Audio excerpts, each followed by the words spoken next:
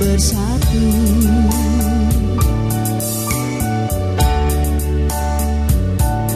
Bagai bayang-bayang dengan badanku,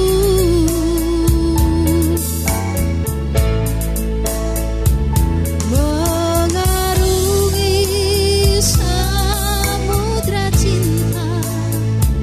Bukanlah hal yang biasa, tak semudah mengucapkan janji.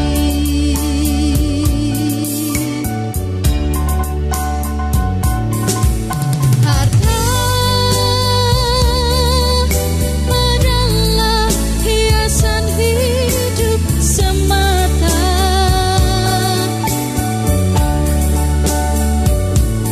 Keikhlasan, kejujuran itu yang utama.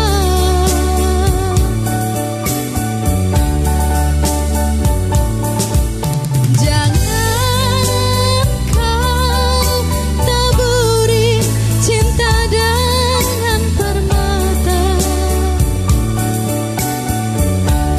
tetapi hujanilah semua dengan kasih sayang. Tetapi hujanilah semua dengan kasih sayang. Ya,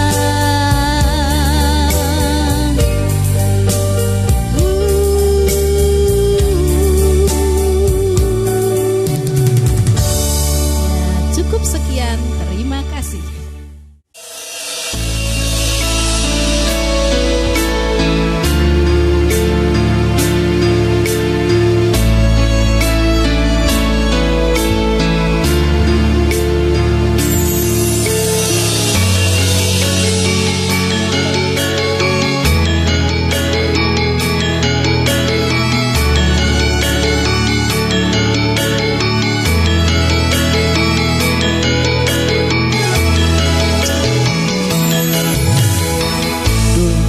abote kahanane uripku, kudu nandang loro dipandang sesisih mata.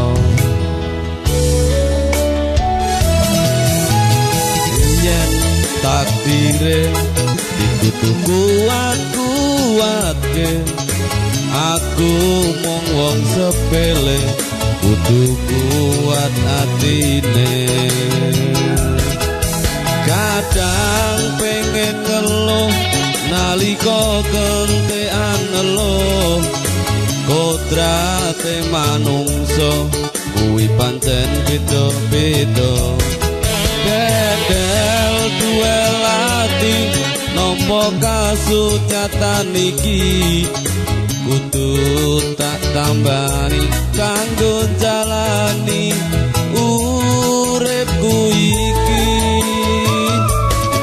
Jujur sedih uripku kaya mangkene, sugih waras durung tau rasake.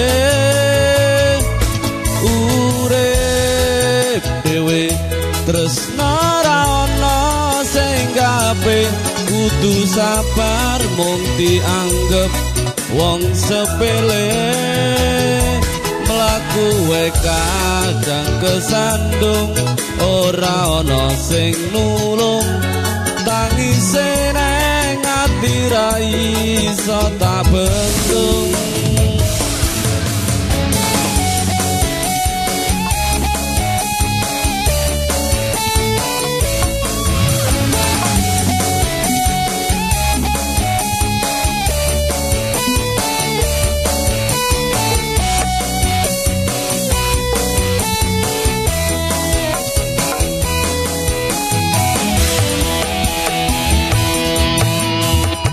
yen takdire kudu kuat-kuat batin.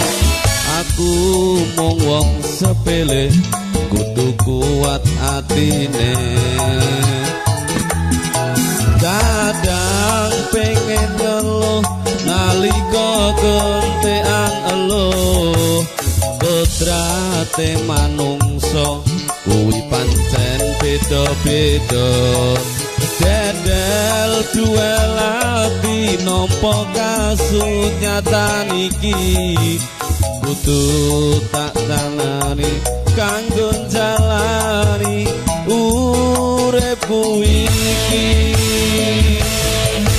Jujur sedih uripku kaya mengkene. Suge waras durung tau rasake. Urip dhewe tresno ora ana sing kabeh.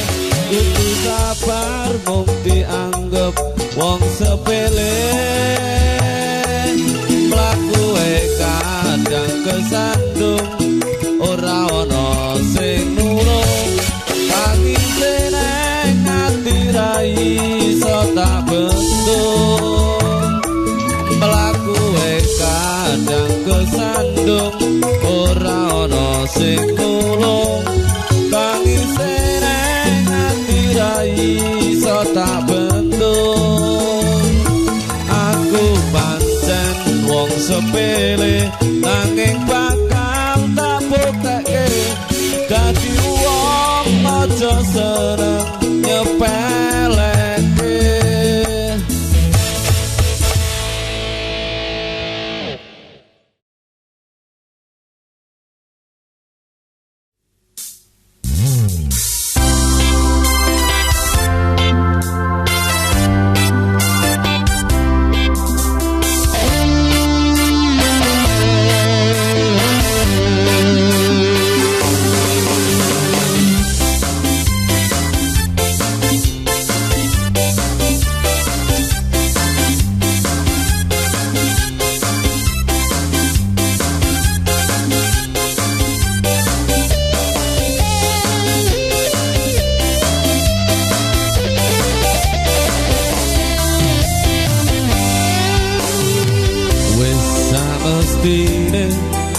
Ati iki nelongso wong sing tak tresnani blenjani janji.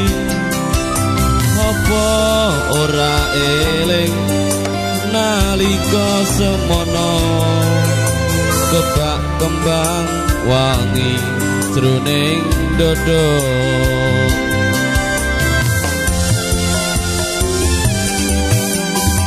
Kepiye maneh iki pancen nasibku. Kudu nandang lara kaya mengkene.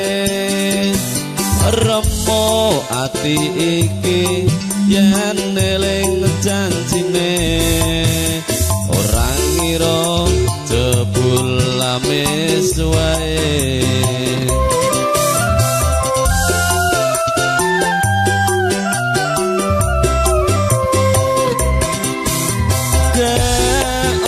Salah awakku iki kowe nganti tega mblenjani janji.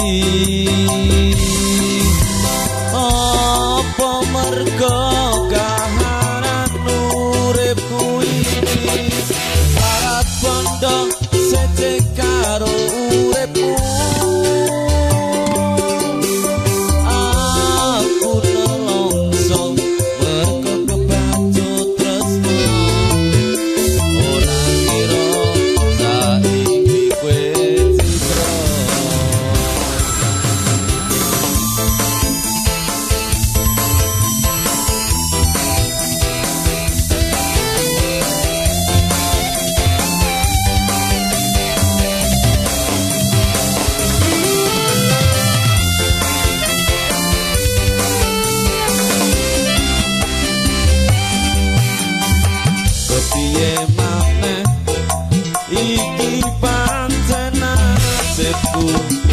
Kudu nandang lara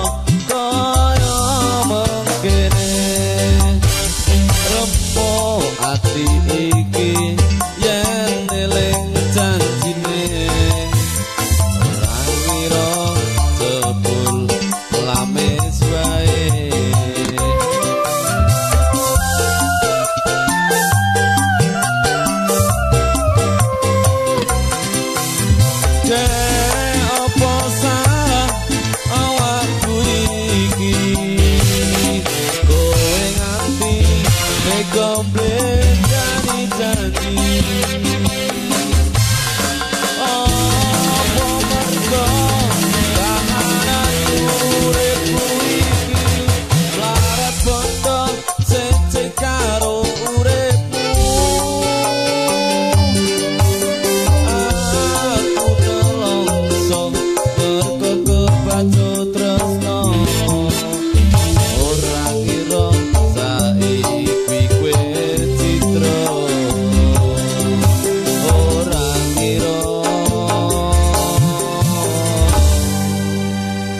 saiki kowe citra.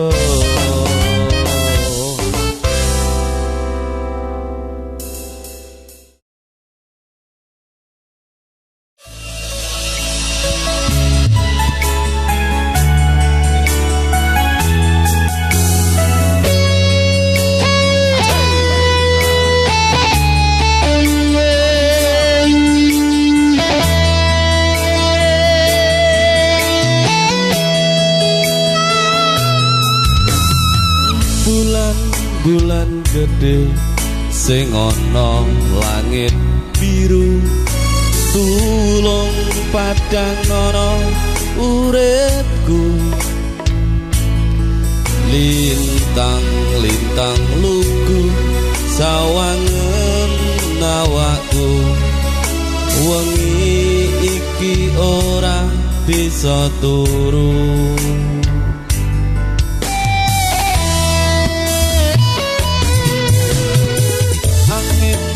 Milakno keenggal singkirno loro sing ana awakku iki wis meh telung mangsa nggonku nandang loro jalarane tresno.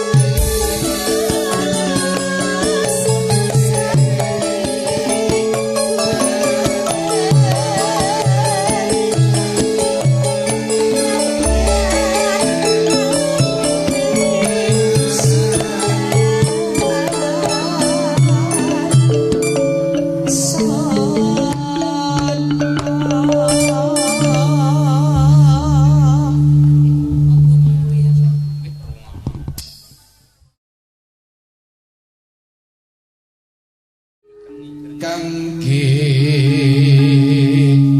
neto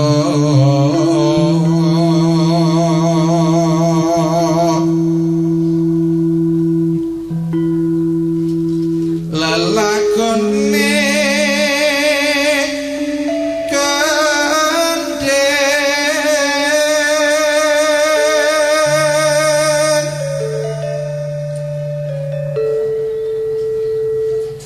kembang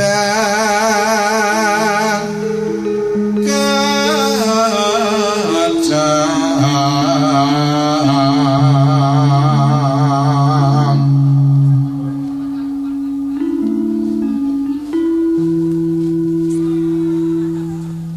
pembukane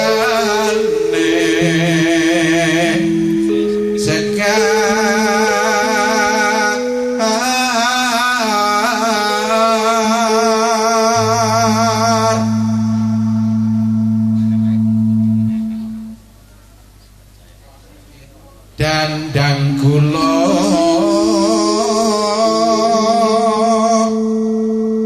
turu lare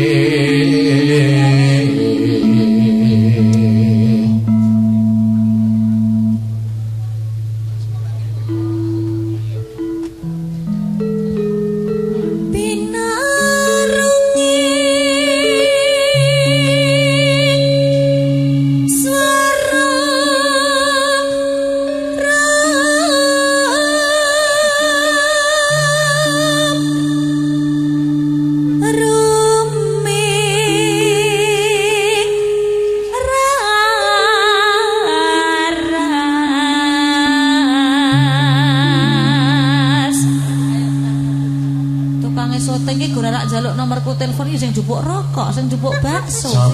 Kuwi lho, Mas. Kang syuting to? Get to the point. Lah wong biasa to nek ngono kuwi jenenge PDKT.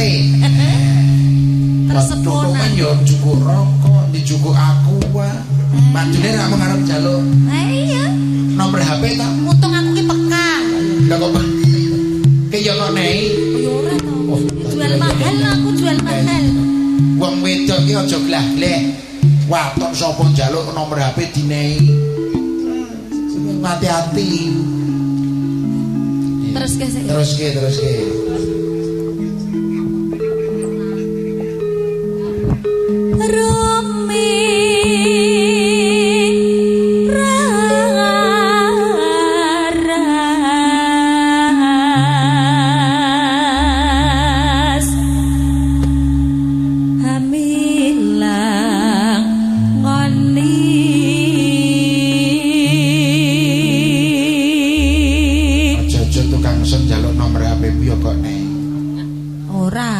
Hati-hati nek karo tukang son. Lah piye? Piye kur ditas tes diuntar-untir.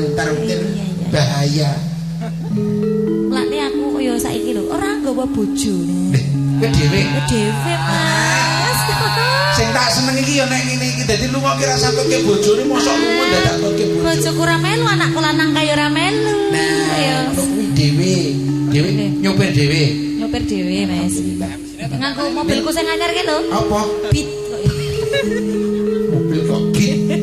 Mobil ki Avanza apa? Xenia ngono kok mobil. Duwene kok. Bapak detik nora oncat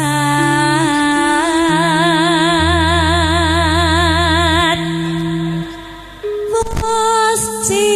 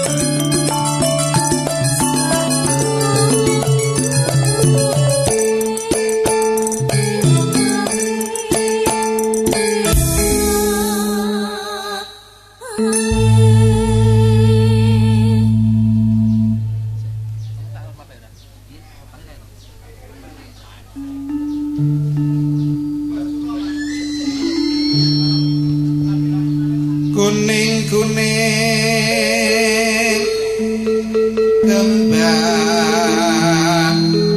blimbing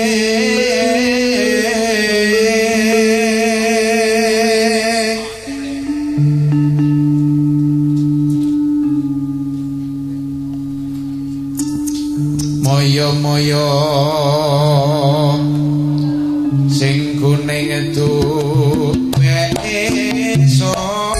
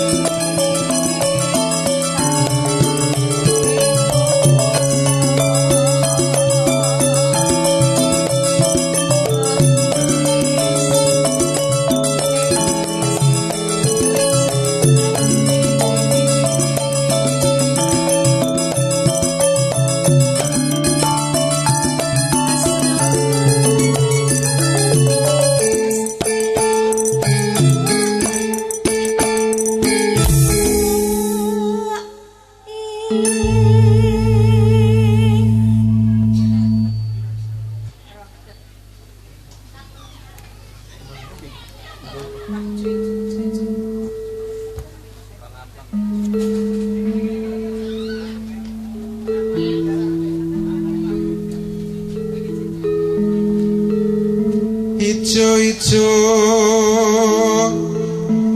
kembang mlinjo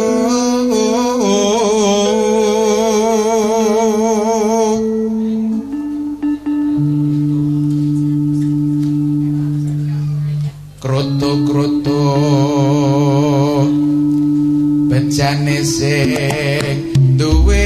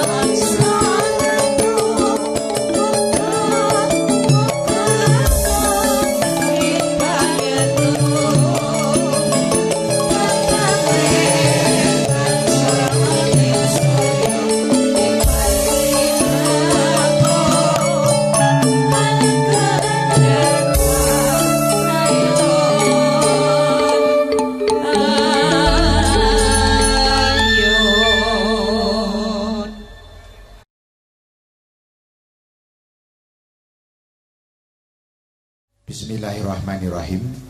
Assalamualaikum warahmatullahi wabarakatuh.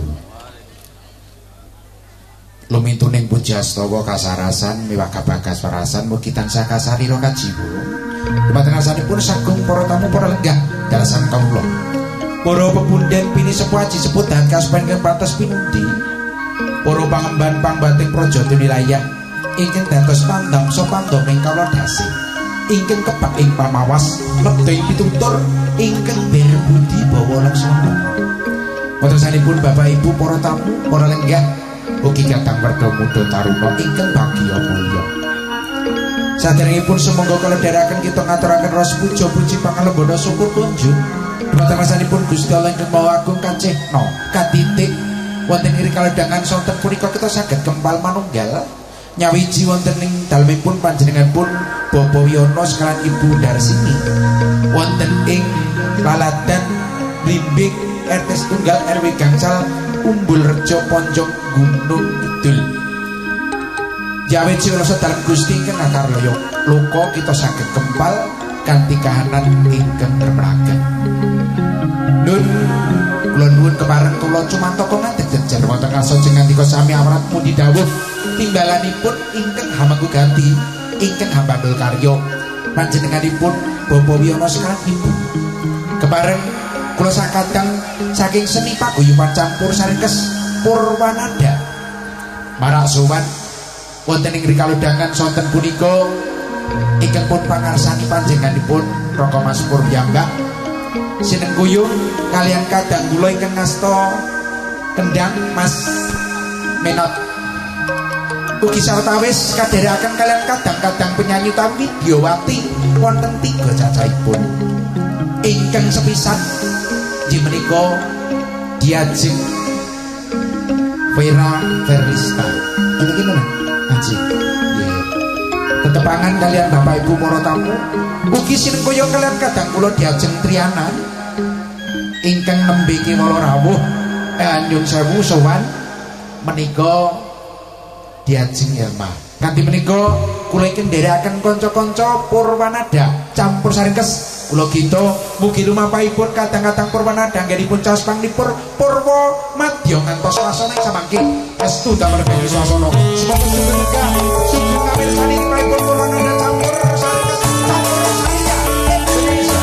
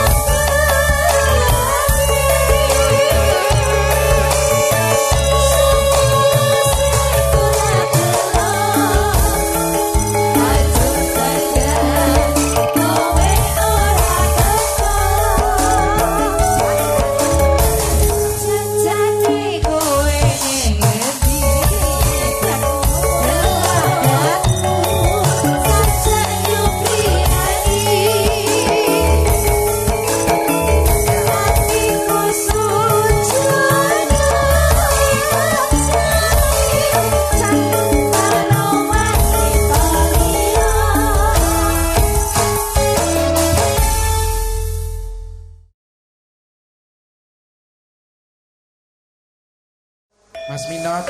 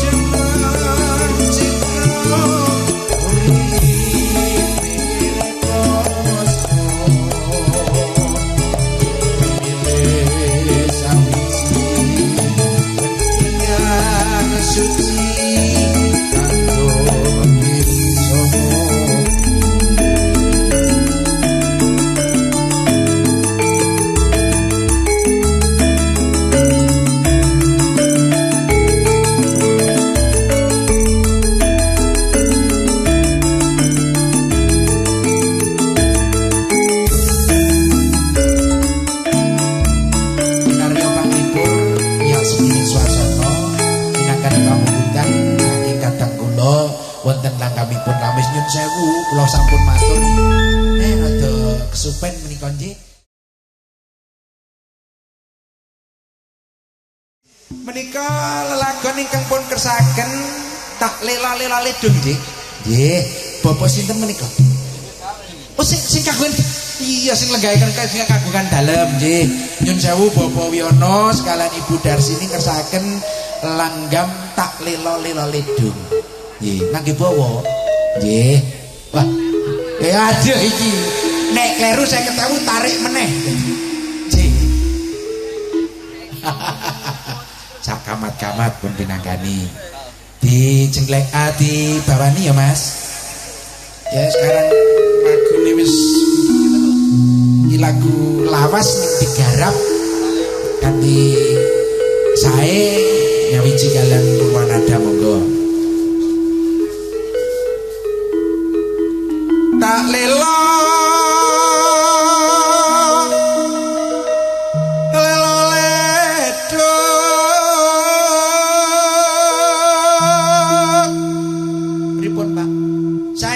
tunggak lengge wineh wingi. Oh wingi. Ampun ngaten niku. Wingi rapi. Sinten-sinten wingi? Panggit. Oh, njen.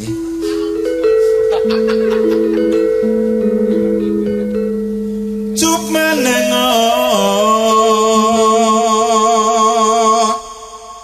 anakku cak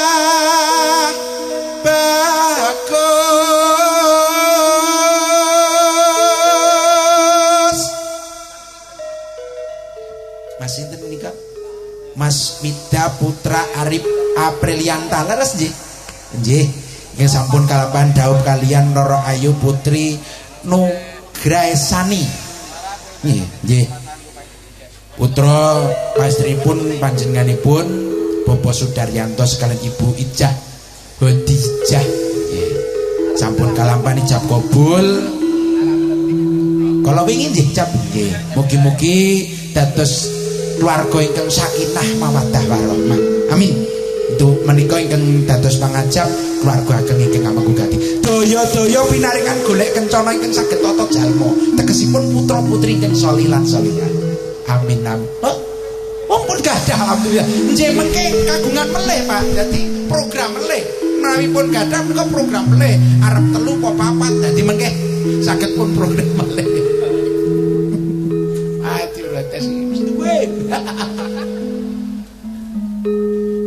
Ibu laki menyang kali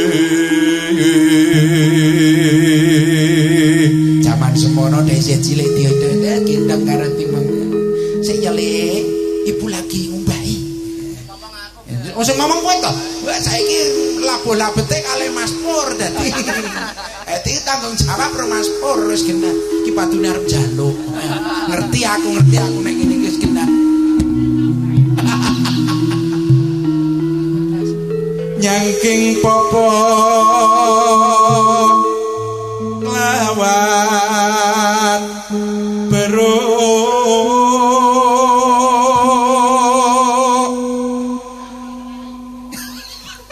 isin aku ngene iki meneng tak lelo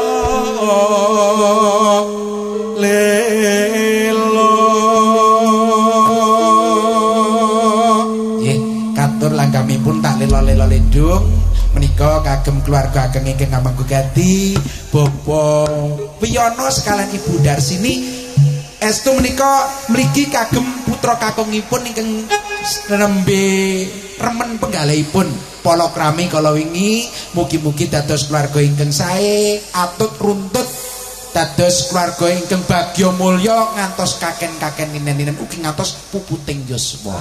Amin. Amin ya rabbal alamin. Dadi aja mung sak lawase Mas. Nek lawas iso dijualke dadi ampun sak lawase. Dadi ngantut runtut ngantos mangke kaken-kaken ninen ugi ngantos puputing yuswa. Dadi nek urung ajal yang memisahkan no, tidak boleh. Contohnya lho. Lah wis pindho ya aku. Nggih, monggo Mas, langgamipun tak lela-lela ledung. Sampun.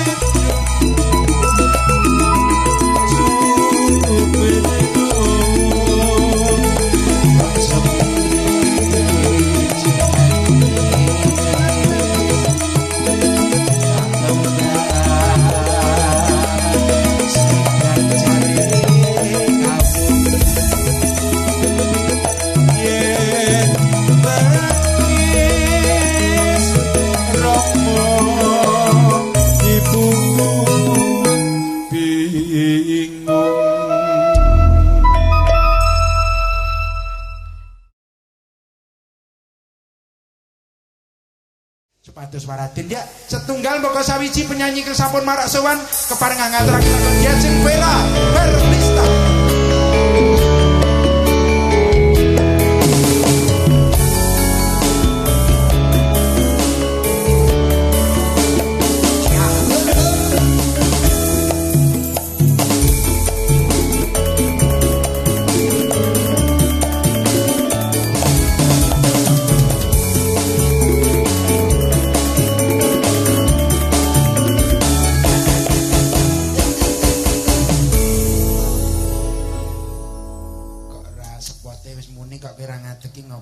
Lho, bedake penyanyi larang karo ora ki ngono kuwi, Mas. Oh, ngono. Dadi nek penyanyi larang ki nek sepote rampung lagi ngadeg. Nah, buktekke to pikir ora ngajak aku to, Pur.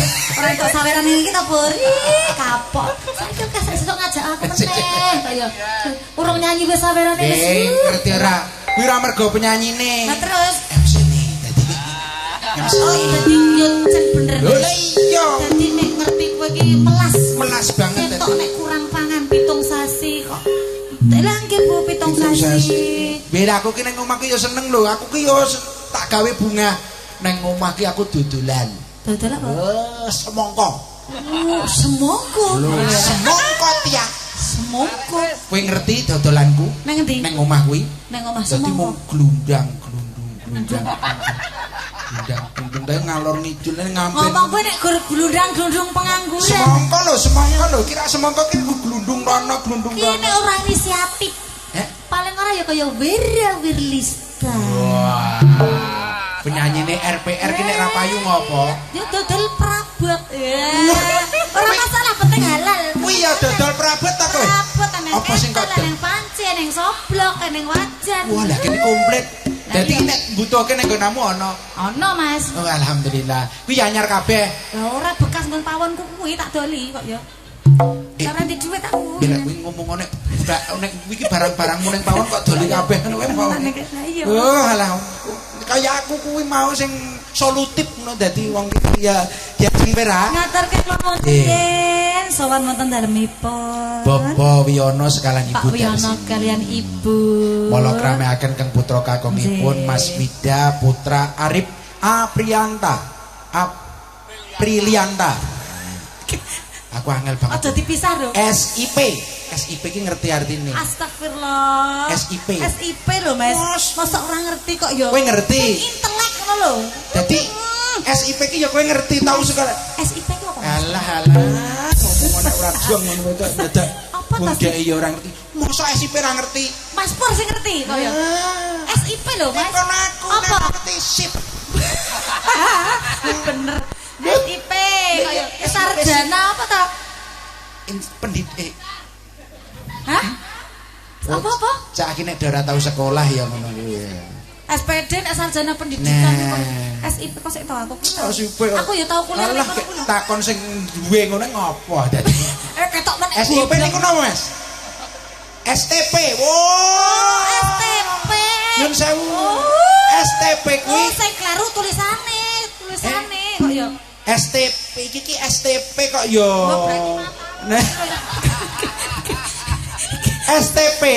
STP ki adine KTP terus adine. STP sarjana teknik pertanian. Lah iki nek garap sawah mesti pinter banget iki. Sesuk nek wayahe nandur telo. Iki sesuk wayahe nandur gedang nandur telo sip luar biasa iki. Siapkan lahan ya, Mbak. Mbak sapa? Mbak Putri. Mbak Puput. Puput panggilannya Mbak Puput. Mbak Puput kudu iso apa nyiapke lahane sing apik. Muga-muga pupuke subur. Terus Mas Wida nggih ki sing nandur sesuk ya sing jeruk. Tegese nandur opo niki. Telo ki ora blesek ngono ya kentel. Oh iya, nggon aku ki angger ruku kuah banjir ngono kek do keli kok ya. Ngaturke lagon ngaturke lagon. Iki mau ning pamundutan saking Bapak Kang Kagungan Gati. Lewung mangkih nggih, Pak. Apa? Lewung ki Pak saking Sinoman. Oh, Sinoman. Bojo galak ya mengko. Pak RT sing ngersake bojo galak. Jadi kan njaluk lagu apa curhat to, Mas? Bojo galak. Oh, bojone galak to ya? Iki mesti curhat Pak RT. Ayo, gitu. Oh, curhat. Disoting lho, Pak. Eneng ngomong. Aku dadi PRT ya, Mas. Anu nyon sewu di live streaming mboten, Mas? Yen bojo galak di No, di on ke. Soale niki ngrasani Pak RT dadi nyun sewu. Pak RT Bu ketoke. RT aku dadi Bu RT. Kowe iki aja kaya Bu RT. Nek Pak RT Bu RT ki apa rumah tanggane iki guyub rukun ayem-ayem tata titi tentem beda ro ngonamu. Lah aku ngapa urung jodone ngono kuwi. Urung jodone. Dasare yo ngenomke le. Saiki ki perawan ki biasa. Janda lebih menggoda. Ya. Entuk Joko. Entuk Joko ting-ting. Yo mirip lho nek karo Mas Gagah gedhe dhuwur ganteng ngono kan. Bojo. Bojomu kira gagah gedhe dhuwur ganteng. Lah, Gagah gedhe dhuwur. cilik ungkris-ungkris. Ya.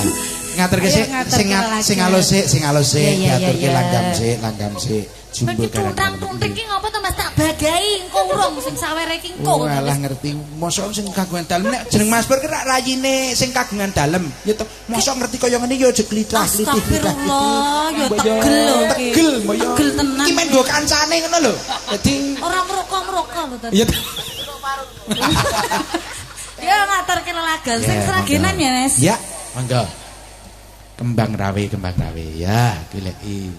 Ya aku nang kene iki yo biasane aku kaya artis ya ngejak sopir. Aku yang kowe biasane kan nggo sopir aku ora. Saiki aku nggo sopir kowe ora. Ya. Ora. Sopirku. Sapa Mas iki, Mas? Adikku lanang. Gantenge. Adikmu lanang apa to? Mengko anakmu ora sok nutup-nutupi kok. Anak lanang ngono to. Ya aduh. Kok sek nek anakmu kok baguse kaya ngono. Kacang ki nurut lanjaran. Lah terus nurut. Dadi lanjarane kaya ngene turunane ya apik. Yakin ora cane anak. Biyen dek cek enom kaya Farul. Anak gandhet to Mas kok. Biyen dek cek enom kaya anakku, kaya Farul. Bagusku ki lewat no. Beda lho Mas. Wis genah iki. Wah, aku ya tanda tanya kok dadi yen ki jane ki nganggon kudu ngono dadi. Ya, monggo. Wonten kembang rawi.